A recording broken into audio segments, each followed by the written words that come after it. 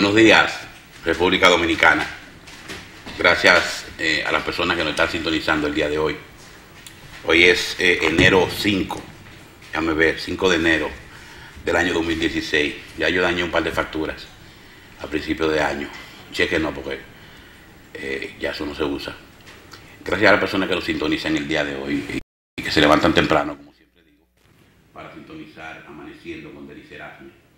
A todos les deseamos un feliz año, muy próspero. Fue un periodo demasiado largo de feriado. Yo todavía me encuentro como aturdido. Afortunadamente decidimos no salir mucho a la calle. Me la pasé en casa leyendo. Ojalá que ustedes también hayan aprovechado estos días. Enero sigue siendo el mes con mayor feriado, o sea que todavía faltan unos días. El día primero, el feriado de ayer, el 21 y el 26. O sea que todavía no terminan los feriados. Yo le decía a un amigo mío anoche que los musulmanes, lo que es la Navidad de los musulmanes, el ayuno, el que ellos hacen, el Ramadán, que es un mes completo donde todos los días son ayunos hasta la puesta del sol. Y luego que termina el ayuno, entonces viene un periodo como festivo, cuando hacen una cena. Y yo estaba haciendo la comparación este año. Olvidé saludar a mi hijo Leonardo y a mi hija Paula, que se levantan tempranito para ir al colegio. Pero el día 7 que entran, o sea que hoy no me van a ver. Discúlpeme también la barba y el talaje, que me quedé en casa tranquilo y decidí no salir. Y entonces ya me dijo mi hija Paula que me quite todos esos cabellos. Le decía que yo en diciembre, que aproveché de hacer mucha lectura y de sacudir libros, aproveché y me puse a leer, porque la televisión dominicana estaba terrible. Programas malos y nada que ver. Y ya yo dejé el cable porque a mí me encantaba mucho Discovery, History, pero están demasiado sensacionalistas, muy sensacionalistas esos programas. Pero ya no lo quiero ver. Puse a leer otra vez y traté de hacer un ejercicio mental de qué sería para los musulmanes. Todas las naciones o todas las culturas tienen periodos feriados que celebran las calendas, creo que le decían los griegos. O sea, periodos donde las personas, la sociedad hace una pausa y hace feriado, Occidente, Navidad y esas cosas. Y los musulmanes les decía que ellos hacen el ayuno, que es el mes de Ramadán, donde ellos, un mes completo de ayuno, donde no se come nada, salvo excepto los enfermos y los niños y las personas que tienen dificultades, y hasta la puesta del sol.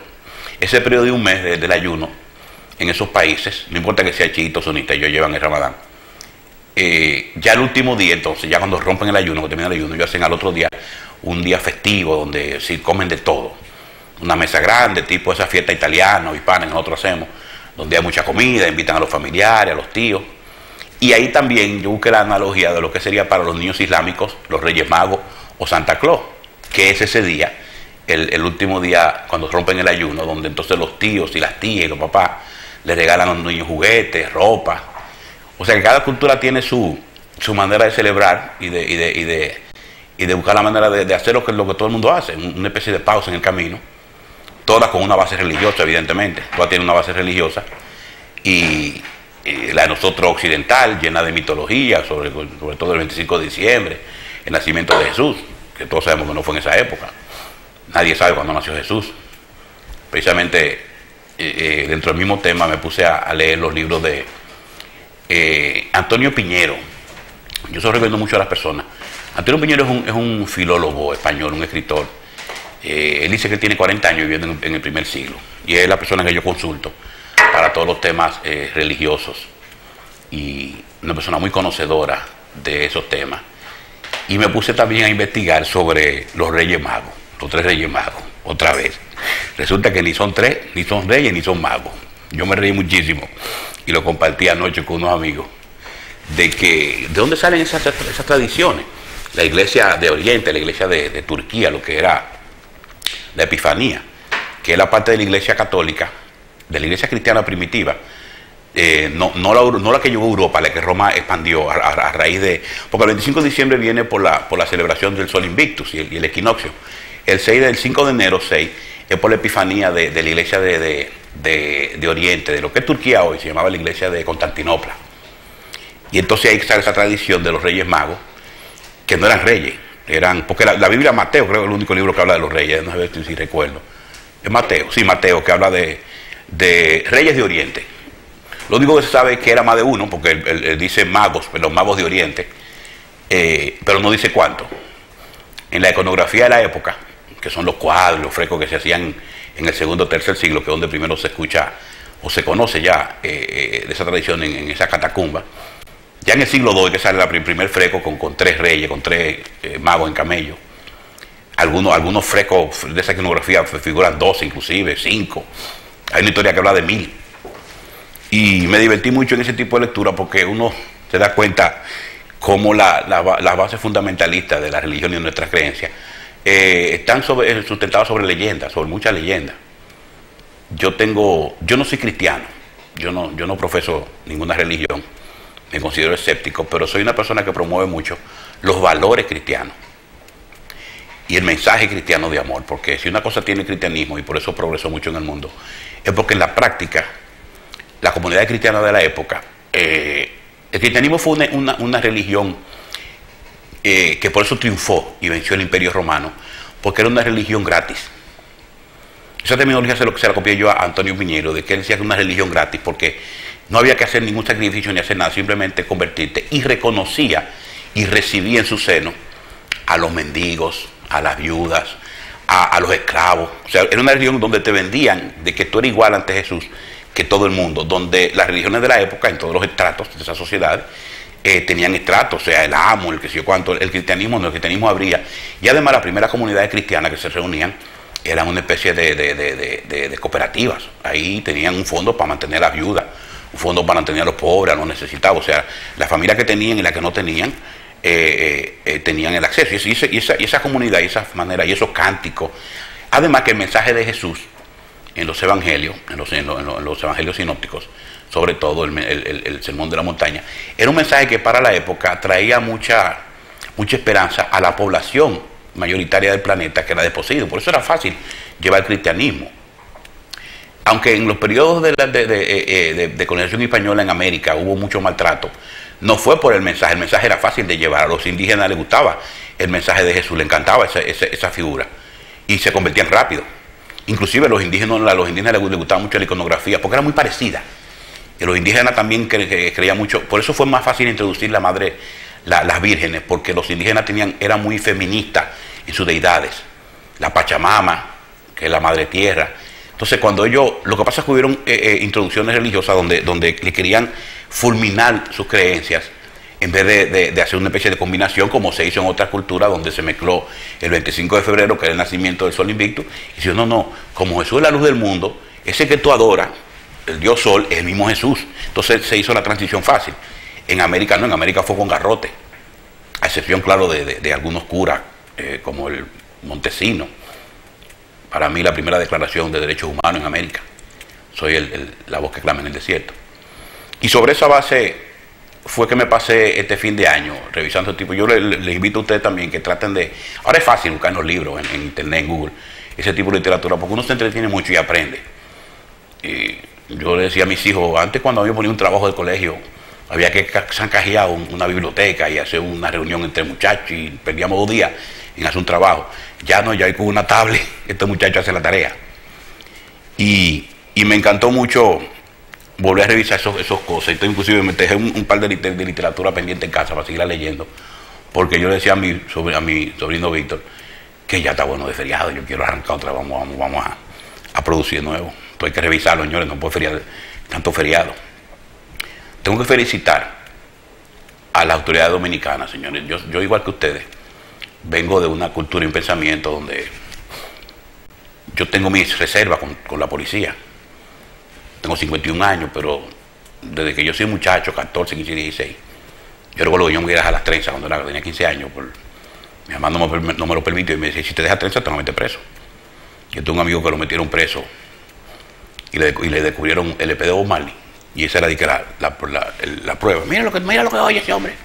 Y sobre esa base, cuando yo trabajaba comencé a trabajar temprano, a los 16 años, que a mí me paraba la policía, yo siempre preguntaba, comandante, ¿por qué usted me detiene? Y me dice, por sospecha. Entonces yo me crié, o sea, nosotros, por sospecha, yo tengo cara de sospechoso, o sea, mi cara tiene un perfil de sospechoso. Nunca lo entendí, hasta que no crecí. Y sobre esa base uno creció y fue surgiendo. Yo fui testigo de la transición de don Antonio, donde se rompió ese tipo de esquema. Don Antonio trajo las libertades civiles al país, donde Antes de ahí, un capitán de un barrio era el terror del barrio. No es que ponemos de ustedes. Pero tengo que reconocer en este periodo navideño y en los últimos 4 o 5 que hemos tenido, que hemos avanzado. Las autoridades dominicanas, señores, en este año, la policía, AME, ese programa que tiene el Ministerio de Obras Públicas de Camino, hicieron un trabajo excepcional. Excepcional con todas nuestras debilidades. Tiraron una campaña publicitaria muy hermosa, basada en el policía y la policía, que el día que no estamos cenando y gozando, ellos están trabajando, lo que es cierto. AME hizo un trabajo excepcional, señores. Usted puede criticarle algunas cosas, pero estuvieron en las calles previniendo accidentes, en las carreteras previniendo accidentes. Ese proyecto de que tiene el Ministerio de Obras Públicas, como lo dije, de asistencia vial, eso es un éxito, un éxito. Ya la gente maneja con menos temor de que te quede un carro y te vayan y te atraquen, ¿usted entiende? Y yo quiero felicitar a esos sectores oficiales y también a los periodistas que trabajaron esos días, tuvieron que fajarse. Comunicadores, reporteros gráficos, camarógrafos, el equipo que hace que los medios lleguen, los médicos, las enfermeras, o sea, un sector de la población, señores, que mientras nosotros gozamos, estaban trabajando para nosotros en las emergencias. Y yo a esas personas, a esos sectores, les deseo un feliz año y mucha prosperidad y todos los parabienes. Uno de los puntos que ya para fin de año fue esa práctica que tiene la iglesia del pastor Ezequiel Molina, con su batalla de la fe, que inmediatamente se politizó sus declaraciones. Para mí Ezequiel Molina es una autoridad en su rama, en su religión, en su fe. Insisto, yo no soy cristiano, pero reconozco íconos. Va a sonar un poco agresivo, pero yo no reconozco al cardenal como autoridad de ninguna iglesia. Él la tendrá, pero Ezequiel Molina sí yo reconozco. Ezequiel Molina lo que tocó fueron verdades en términos sociales. Yo siempre soy lo que insisto en que los líderes religiosos tienen que involucrarse en política, tienen que quejarse, protestar. Evidentemente se quiso utilizar la declaración en términos políticos, como si Ezequiel se dirigía al gobierno. Ezequiel se dirigía a la sociedad dominicana, a todos nosotros, a todos los que son componentes de la sociedad dominicana, que tenemos que ser una nación menos tendiente a la violencia. Usted puede tener su queja contra el gobierno de turno, al cual yo apoyo, siempre insisto. Para la gente que están sintonizando, yo apoyo la administración de Danilo Medina. Evidentemente eso no me deja ciego ante las situaciones que están sucediendo en este país, que necesitan más corrección. Yo le decía a un amigo ayer que me estábamos debatiendo, no, que la corrupción morada. Digo yo, si le siguen poniendo color a la corrupción, vamos a seguir repitiendo el error de siempre. Recuerden la familia aquella famosa que le puso color a la droga. La droga era blanca. La fusión era Peña Gómez. Y nos entretuvieron en eso, y en eso, y en eso. Y sobre eso, y cuando se usa esos mecanismos para temas políticos, no avanzamos y patinamos. Ya ustedes vieron el pacto PRM reformista. Entonces, seamos iguales, como dice Delia Erasme. Yo lo apoyo, ese pacto, lo lamenté mucho, me hubiese gustado que apoyen a Danilo Medina, hubiese sido mi deseo. No soy reformista, no me interesa ser reformista, nunca fui reformista, de hecho antibalaguerista, pero reconozco que tú estás haciendo pasos estratégicos muy positivos. Y el Partido Reformista va a salir fortalecido de ese pacto, porque eso lo digo. Pero el PRM ya no tiene argumento anticorrupción, porque yo revisé ataque del PRM aquí Cantún cuando estaba en el BNB, acusándolo de todo. El PRM dijo que iba a expulsar a los que votaran por la reelección. Yo preguntaba anoche, entonces, ¿van a expulsar a los que votaron por la reelección de Danilo Medina y a los reformistas no? Esos serán candidatos. Una cosa que nunca entendí, insisto, yo veo bien ese acuerdo, para el Partido Reformista es conveniente. Lamento que no haya sido a Danilo Medina el apoyo, no pidieron demasiado, no se pudo, negociaciones políticas, pero no lo veo con mal ojo, de que mire, son reformistas ahora, no. Y eso es lo que siempre han hecho. Y fue un paso inclusive estratégicamente bien, muy bien hecho. Y aquí que le voy a echar muchas cosas a los PRMistas. Entonces ahora seamos iguales. Tiene un poco que proyectar entonces los PRMistas ahora. Yo le decía otra vez, insisto en que le decía a los amigos míos y le hice una reunión que yo tuve en este fin de año. Yo le decía a los amigos más jóvenes sobre su queja política. Y yo volvía y voy a tratar de retomar el tema de nuevo. Cuando yo le decía a la persona, creo que lo dije aquí en el programa también, La sociedad dominicana tiene una dificultad. Eso a veces tiene beneficios. Es beneficioso ese tipo de situaciones cuando se pierden las ideologías. Este país siempre se ha dividido entre conservadores y no conservadores y liberales. El sector conservador toda la vida, desde la época de Trujillo, Balaguer, siempre ha tenido el control total y absoluto de todas las instituciones, de la prensa, del pensamiento, de la línea política, porque la sociedad dominicana es conservadora desde su fundación.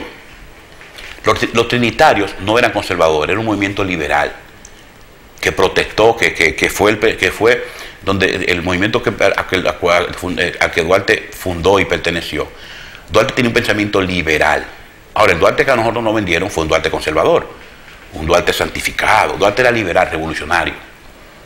Dice Soto Jiménez que Duarte tocaba guitarra, no era piano ni arpa, era guitarra.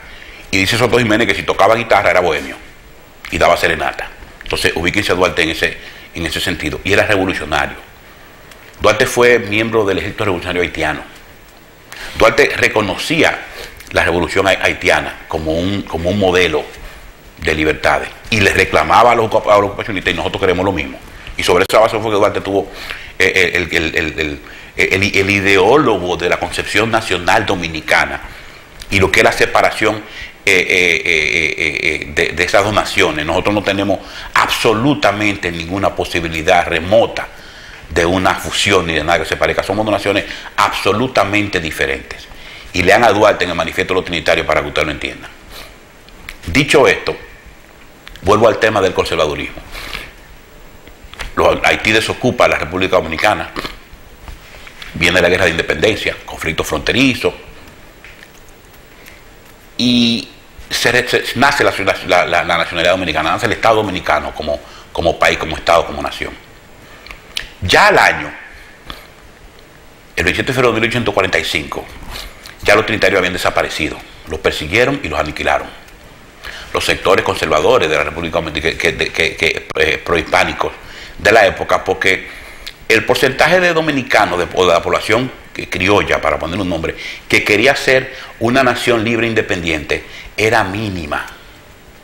Nosotros queríamos independizarnos de Haití solamente, pero queríamos seguir siendo colonia de Inglaterra, de España, de quien sea. El pensamiento trinitario era mínimo, era un 15, un 20% de los dominicanos que querían la nacionalidad libre de toda potencia extranjera. Esa frase que decía Duarte, de toda potencia extranjera, no era lo haitiano que Duarte se la decía, era la potencia. Duarte Haití no era una potencia. Cuando el movimiento trinitario triunfa la independencia, entonces esos sectores, Pedro Santana a la cabeza, hoy en el panteón de héroes nacionales, al lado de quien él fusiló, la bellaquería de Balaguer, apoyada por la familia patriótica que están ahora en las redes, que son patriotas, apoyaron esa vagabundería. Entonces estos sectores siempre nos han querido engañar sobre un falso nacionalismo, haciéndonos mirar para otro lado y poniendo que Haití es un problema económico para la República Dominicana, una carga económica muy pesada para la República Dominicana. Yo le decía también a una amiga en estos días, nosotros tenemos prejuicios contra los haitianos como sociedad, y es natural. Todos los países del mundo tienen un prejuicio. Quien quiera negarlo, que lo niegue frente al closet en su casa. Ahora, de manera individual, los dominicanos no tenemos prejuicios contra nadie. De manera individual, los dominicanos acogemos al haitiano, a quien sea, de manera individual. Ahora, como nación, como grupo, tenemos cierta negro haitiano como insulto, piropo. Pero nosotros no tenemos de manera individual discriminación contra el haitiano. Yo sé lo que es discriminación porque yo estudié en Estados Unidos. Discriminación es que hay lugares que usted ni le rentan casa. Hay lugares que usted no le dan trabajo, ni que usted le trabaje gratis. Esa zona de la Luisiana, la Carolina, Mississippi, ahí los negros o sea, usted piel oscura o hispano, usted por ahí ni siquiera puede cruzar mucho porque le hacen un trompo. Eso se llama discriminación.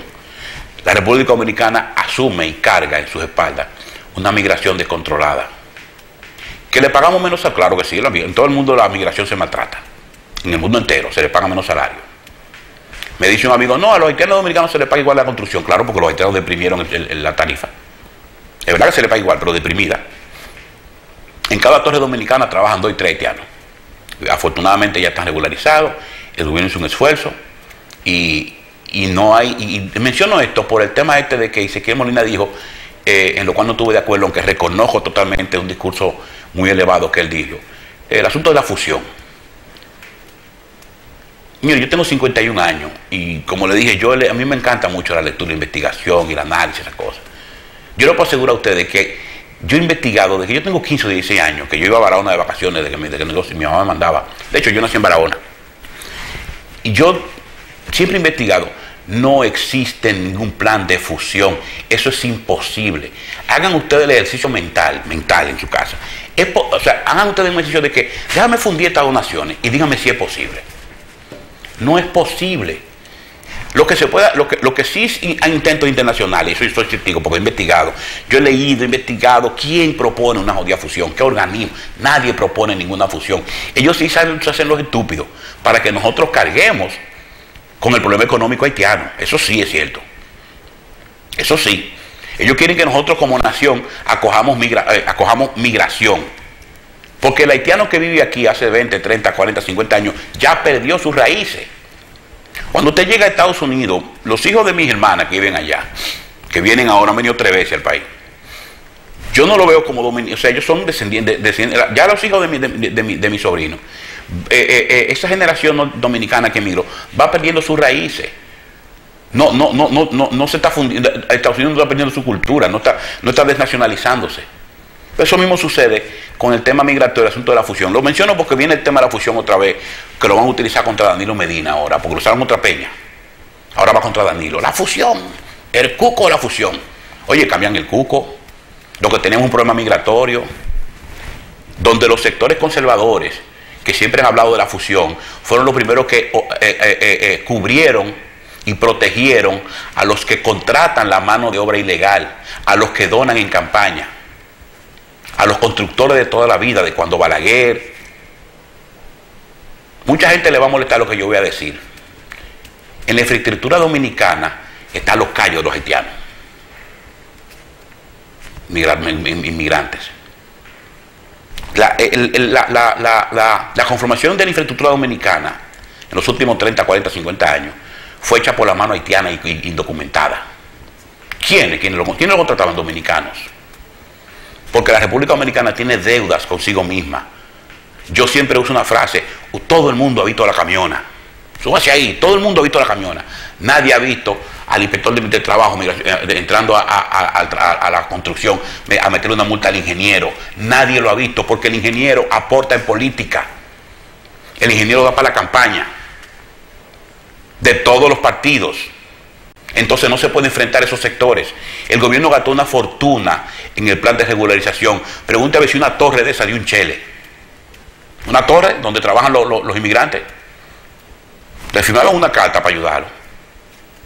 En Estados Unidos, si a mí me piden mi empresa, donde yo trabajé, para trabajar ya 2 años, ellos tienen que cubrir el costo migratorio.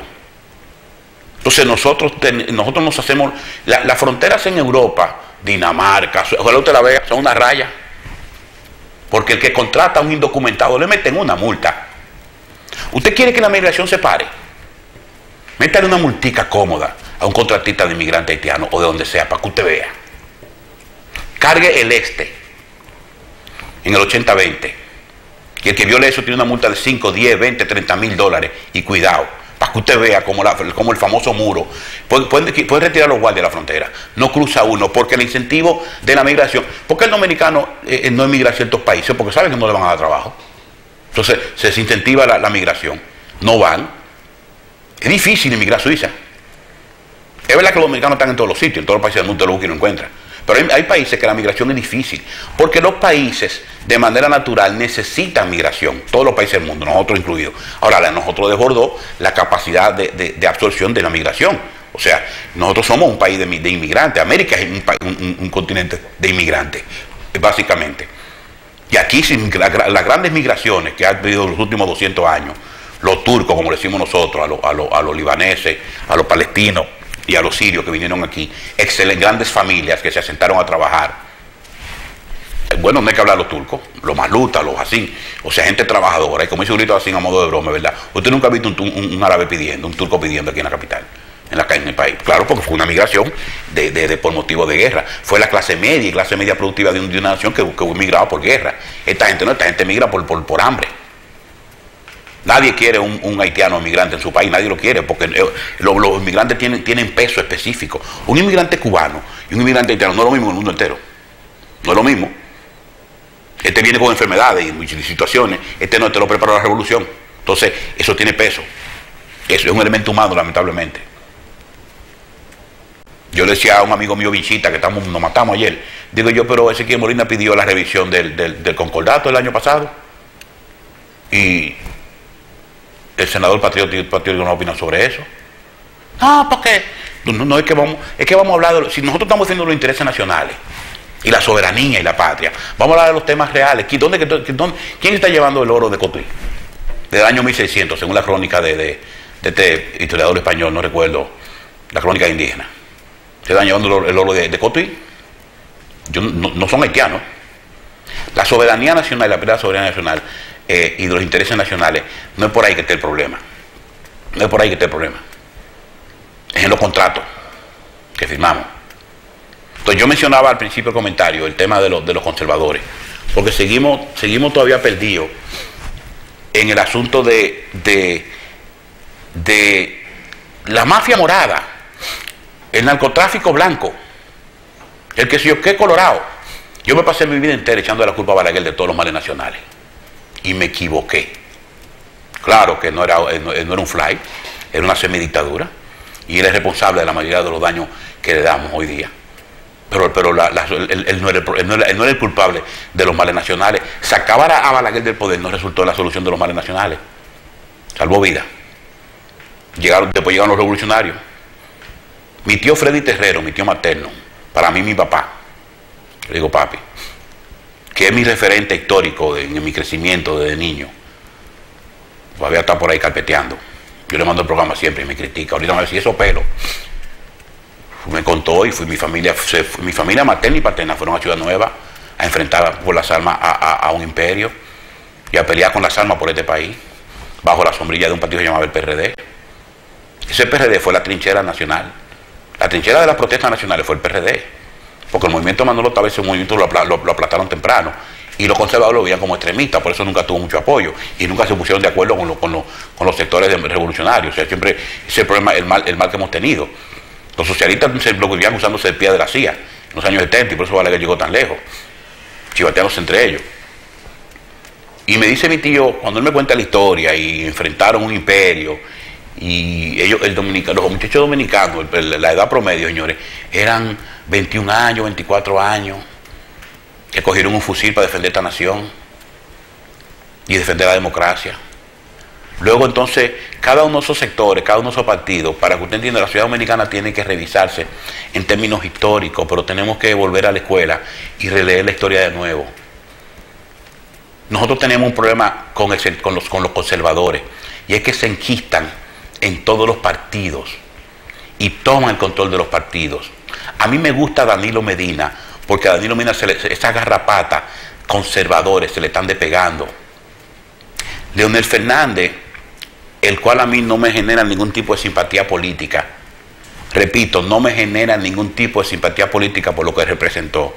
Yo le reconozco un liderazgo por encima de cualquier político dominicano en los últimos 15 años. Leonel Fernández lo que diga hoy es primera plana.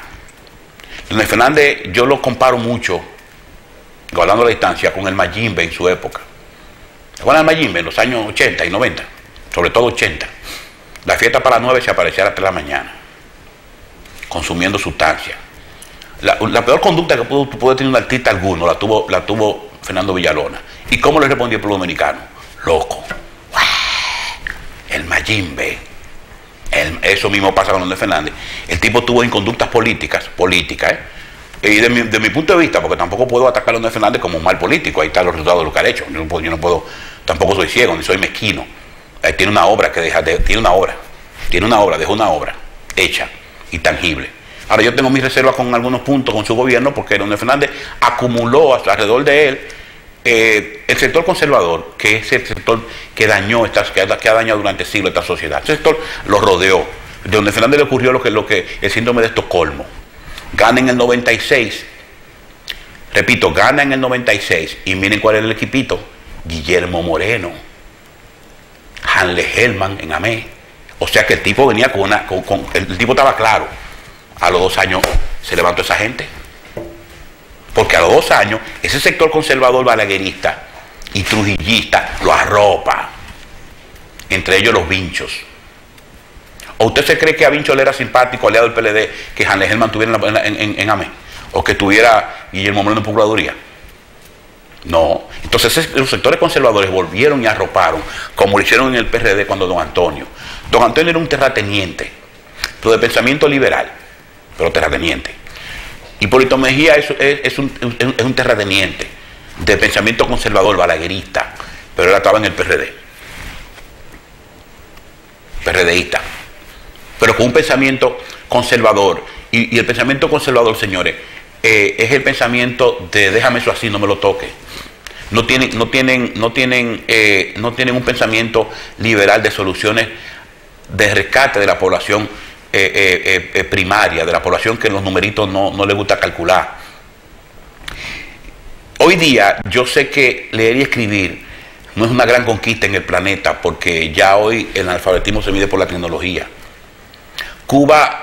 Naciones Unidas declaró a Cuba libre del analfabetismo en el año 1960. 60. Hace 55, 56 años. Nosotros estamos sacando el analfabetismo hoy.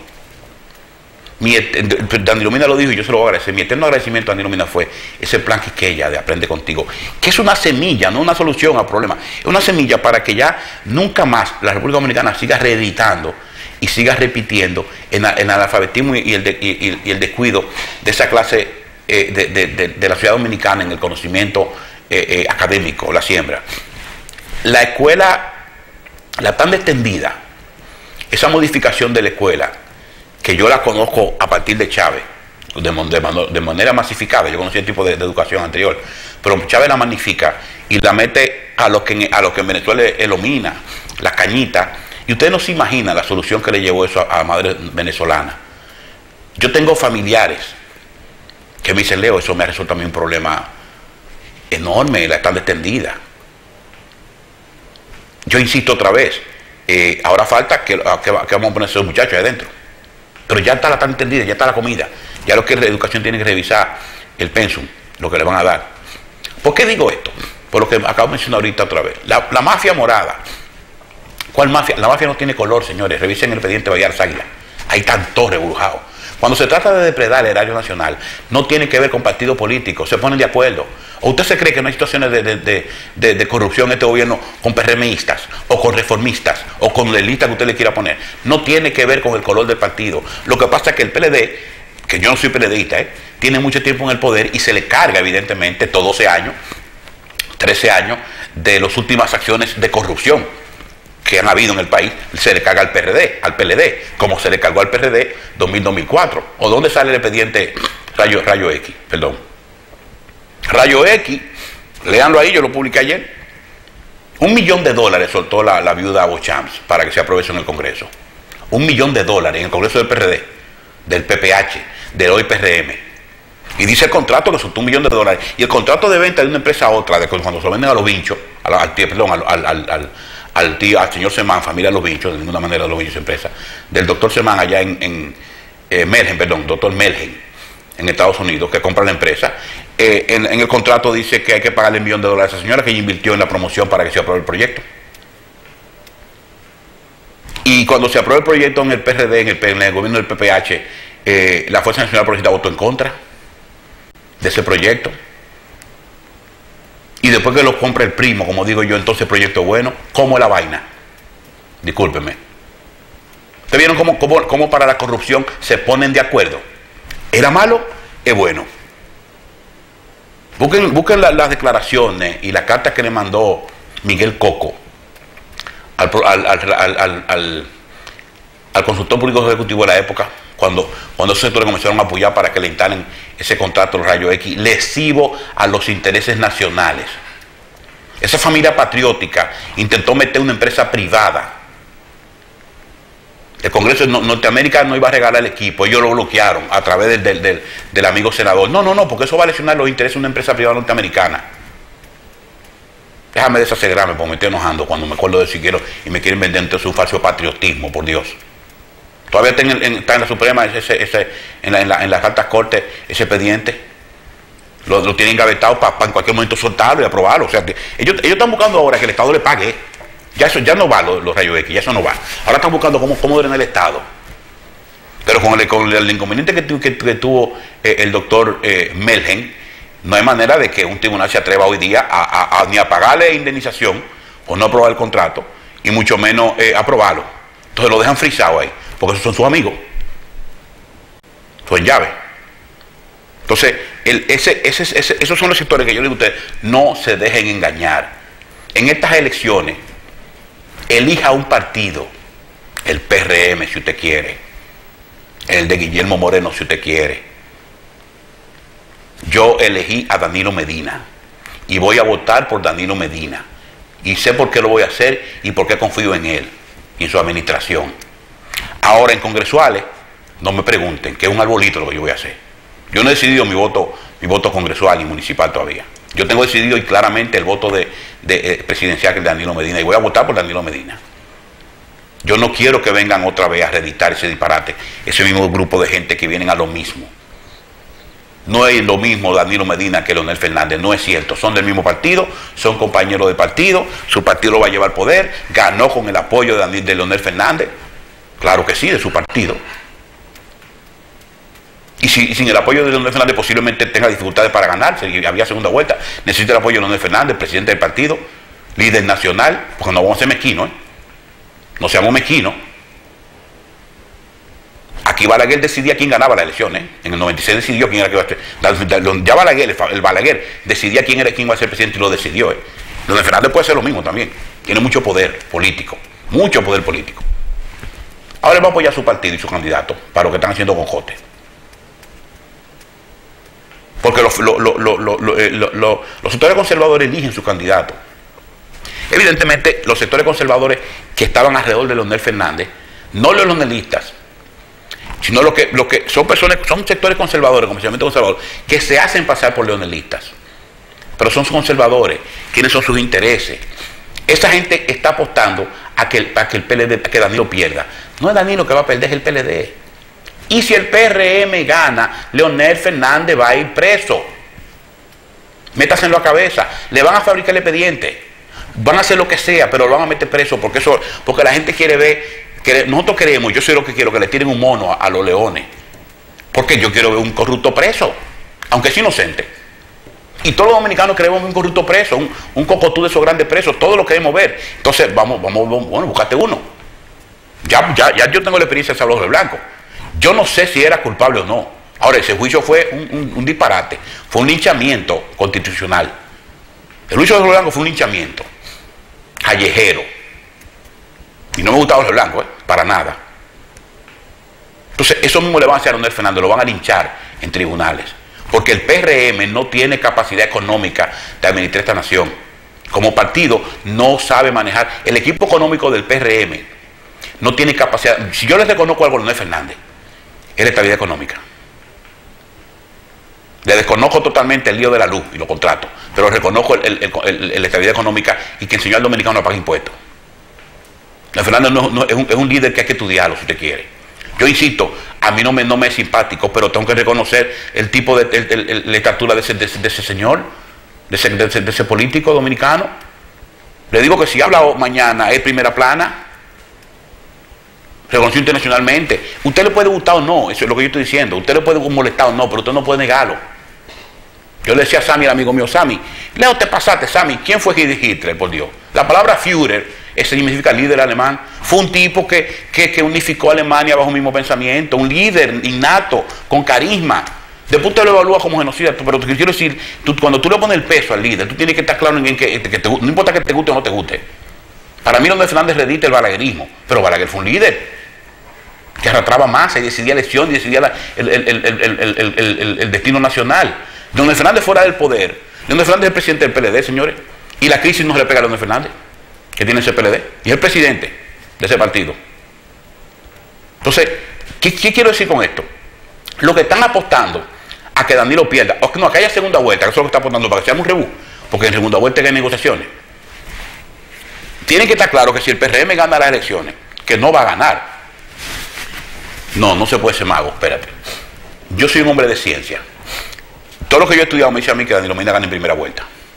Ahora, pueden suceder situaciones como situaciones históricas, por ejemplo, la muerte de Juancito fue un choque momentáneo del día que puede generar simpatía o no. La muerte de Peña Gómez, señores, recuerde que el PRD gana de calle en el 2000 por el voto luctuoso por la muerte de Peña 2 años antes. Entonces, situaciones así pueden causar que cualquier partido gane o pierda. Pero si nos vamos sobre la rigurosidad científica, Danilo gana en primera vuelta ahora en mayo. Ahora, quien esté apostando a tratar de que Danilo baje unos punticos para un 48, un 47 y segunda vuelta, porque el PRM no sube, es el problema que tiene el PRM. No sube. Miren, señores, si yo digo, a mí no me gusta, si Hipólito fuera el candidato, yo estuviera asustado. Porque el Hipólito tiene el carisma que tiene el Mayimbe.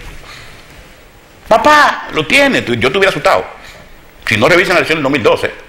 Entonces, si los sectores vinchistas, para ponerle un nombre, que quieren que Danilo pierda, saben que ellos prefieren acercarse a un PRM que gana, Luis Abinader, que ya lo están haciendo, para volver a enquistarse en el poder otra vez, y son los mismos sectores conservadores que quieren estar siempre en el poder.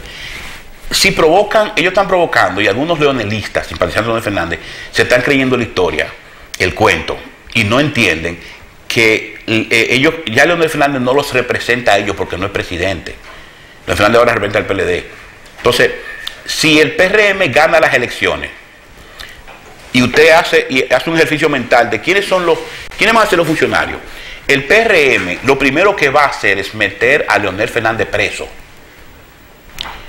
Yo no sé si tiene, yo tengo el expediente de Guillermo Moreno y tiene inconductas, pero no hay un elemento judicial para meterlo preso, se lo digo yo, porque aquí no es ilegal por una fundación.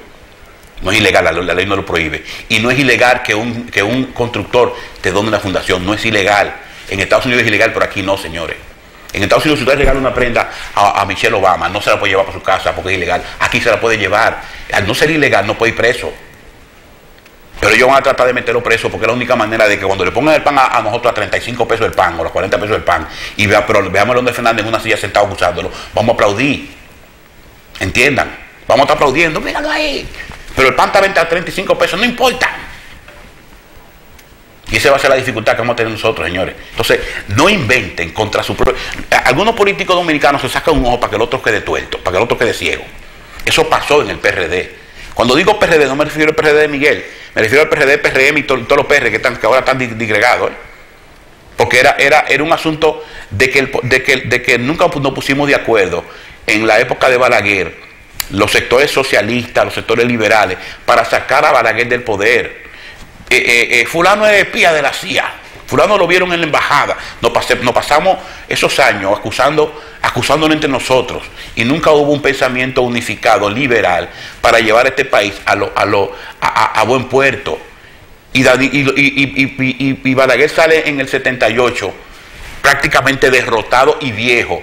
Señor, y vuelven en el 86 con el apoyo de los PRDistas, del sector conservador de los PRDistas, y dura 10 años oscuros. No duró más porque hizo un fraude electoral. Hizo un fraude en el 90, esa es mi opinión, no lo puedo demostrar.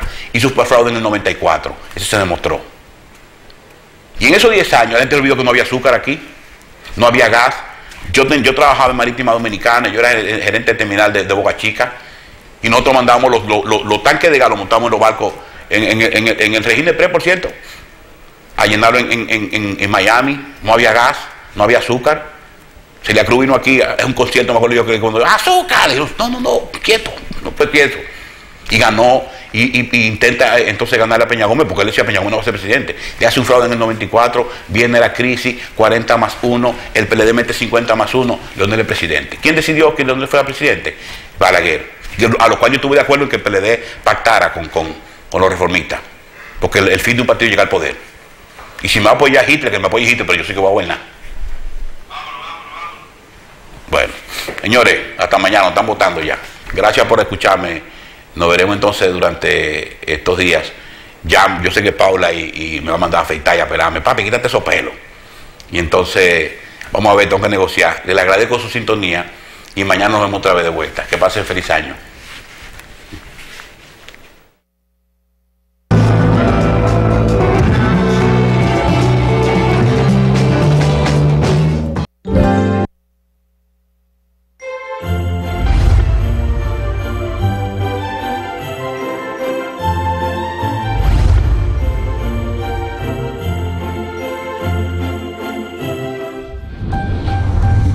Cinevisión, Canal 19.